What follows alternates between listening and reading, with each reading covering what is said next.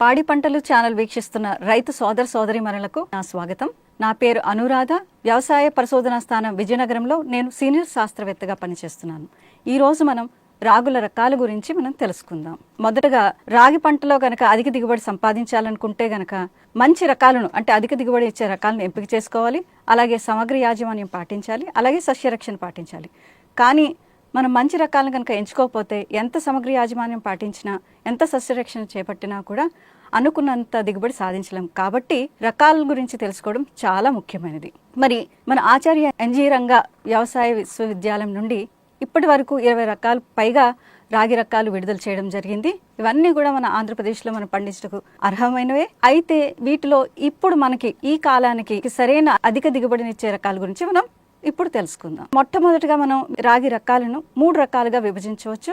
ఒకటి స్వల్ప రకాలు, పేర్లో ఉన్నట్టుగానే తొందరగా మనకి చేతికి పంట వస్తుందన్నమాట. 90 నుంచి 100 రోజులు లేదా 105 రోజులు కాల పరిమితి కలిగి ఉంటాయి. ఉదాహరణకు మనం చెప్పుకున్నట్లయితే చంపావతి అనే రకం అత్యంత స్వల్పకాలిక రకం.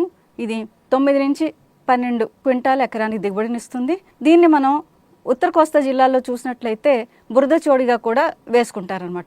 ఈ వేసవి కాలంలో వేసుకోవడానికి ఈ 2 రకాలు కూడా అంటే చంపావతి అలాగే వకుల అనే రకాలు చాలా అనుకూలమైనవి. ఖరీఫ్లో వరి వేసుకుంటారు కదా, వరి వేసుకునే ముందు మే మాసంలో కూడా ఈ చంపావతి అనే రకం వేసుకోవడం ఉత్తర కోస్తా జిల్లాలో విరివిగా ఉందన్నమాట. 90 రోజులకే కాల పరిమితి కలిగింది కాబట్టి వరి నారు పోసుకొని నాట్లు వేసుకునేసరికి మనకి పంట చేతికి వచ్చేస్తుంది అనమాట. అలాగే వకుల అనే రకం కూడా ఉంది.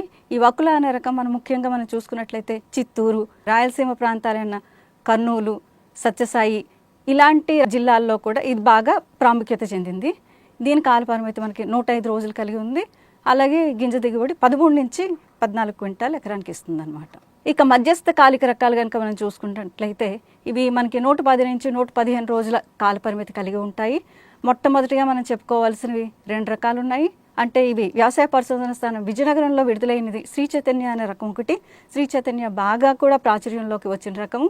మనం ఇది 12 నుంచి 15 క్వింటాల్ ఎకరానికి దిగుబడినిస్తుంది. అలాగే మొట్టమొదటి తెల్లచోటి రకం హిమ అనే రకం కూడా వ్యవసాయ పరిశోధన స్థానం విజయనగరం నుండి విడుదలైంది. ఇది మన రబీ కాలంలో వేసుకోవడానికి అనుకూలం అన్నమాట. రాగి సాధారణంగా ఊదా రంగులోనే ఉంటుంది కదా, ఆ రంగు నచ్చని వారికి ఈ తెల్ల రంగు విలువ ఆధారిత ఉత్పత్తులు తయారు చేసుకునేటప్పుడు హిమ అనే రకం చాలా శ్రేష్టమైనది అనమాట. అంటే మనకి రంగు మారకుండా మనకి తెల్ల రంగు ఉండడం వల్ల మనకి రంగు మారే అవకాశం ఉండదు. సో ఇది కూడా మనం ఎక్కువగానే పండించుకుంటున్నారు రైతులు.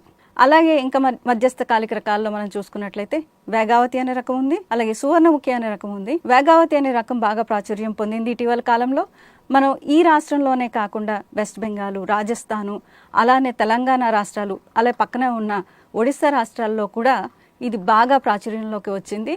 ఇది ఒక రకంగా చెప్పాలంటే బయోఫోర్టిఫైడ్ రకం. ఇందులో ఐరన్, జింక్ శాతం కూడా ఎక్కువగా ఉన్నది. అలాగే నెక్స్ట్ మరొక రకం చూసుకున్నట్లయితే సువర్ణముఖి అనే రకం. ఇది మనకి రబీలో వేసుకోవడానికి పంట చాలా అనువైనది. వరి మాగాణంలో చోడి అంటాం కదా, అందులో వేసుకోవడానికి ఇది చాలా అనువైన రకం అన్నమాట. మరి ఇటీవల కాలంలో ప్రాచుర్యం చెందిన రకం ఏమంటే ఇంద్రావతి అనే రకం. ఈ ఇంద్రావతి అనే రకం బయోఫోర్టిఫైడ్ రకం. మన గౌరవనీయులైన ప్రధానమంత్రి గారి చేతుల మీదుగా విడుదలైన రకం అన్నమాట. ఎందుకంటే దీనిలోని కాల్షియము, ఐరన్, జింకు శాతం చాలా ఎక్కువగా ఉన్నాయి. అంటే ఇది మన గర్భిణులు కానీ మామూలు వాళ్ళు కానీ తిన్నట్లయితే మనకి ఈ సూక్ష్మధాతువుల లోపాలు లేకుండా మనం కాపాడుకోవచ్చు అనమాట. అందుకనే ఇది ఎక్కువ ప్రాచుర్యంలోకి చెందింది. ఇది మనకి 13 నుంచి 15 క్వింటాల్ ఎకరానికి దిగుబడినిస్తుందండి. అలాగే ఇంకా మనం చూసుకున్నట్లయితే దీర్ఘకాలిక రకాలు కూడా ఉన్నాయి. తిరుమల, గౌతమి అనే రకాలు ఉన్నాయి. 120 రోజుల పంట కాలం పరిమితి ఉంటుందన్నమాట. ఇవి కూడా మనకి 14 నుంచి 15 క్వింటాల్ ఎకరానికి దిగుబడినిస్తాయి. ఇవి మనకి కొన్ని రాయలసీమ ప్రాంతాల్లోని అలాగే మనం కోస్తా జిల్లాల్లో కూడాను గౌతమి వంటి పంటలు అంటే పడిపోకుండా ఉంటుంది, చేను పడిపోకుండా ఉంటుంది కాబట్టి ఇలాంటి రకాలను అలాంటి చోట వేసుకోవచ్చు అనమాట. అలాగే ఇంకో రకం మనం చెప్పుకోదగింది గోస్తని అనే రకం. ఇది కూడా ఇటీవల విడుదలైన రకం. అలాగే CFMV4 అనే రకం కూడా ఇటీవల విడుదలైన రకాలు. ఈ రకాలు కూడా మనకి అధిక దిగుబడినిచ్చే రకాలు. ఎన్నో రకాలు ఉన్నాయి. ఇంచుమించు అన్ని రకాలు దీర్ఘకాలిక రకాలు కానీ లేదా మధ్యస్థ కాలిక రకాలు కానీ మనం చూసుకున్నట్లయితే అవి ఖరీఫ్లో కానీ రబీలో కానీ వేసుకోవచ్చు. కానీ మనం వేసవిలో కనుక వేసుకోదలుచుకున్నట్లయితే కనుక ముందుగా చెప్పుకున్న స్వల్పకాలిక రకాలైన చంపావతి మరియు వక్కుల అనే రకాలు వేసుకోవాలి. ఏ రకం వేసుకున్నా పర్వాలేదు, మీకు మీ ప్రాంతానికి అనువైన రకాలు వేసుకోండి. ఈ రకాల విత్తనాల కోసం మీరు సంప్రదించవలసిన చిరునామాలు వ్యవసాయ పరిశోధన స్థానం విజయనగరం, అలానే వ్యవసాయ పరిశోధన స్థానం పెద్దాపురం, అలానే వ్యవసాయ పరిశోధన స్థానం పెరుమాళపల్లి వారిని కనుక మీరు సంప్రదించినట్లయితే వీటి విత్తనాలు మీకు అక్కడ లభ్యం అవుతుంది. ఈ అవకాశం ఇచ్చిన పాడి పంటల ఛానల్ వారికి నా ధన్యవాదములు.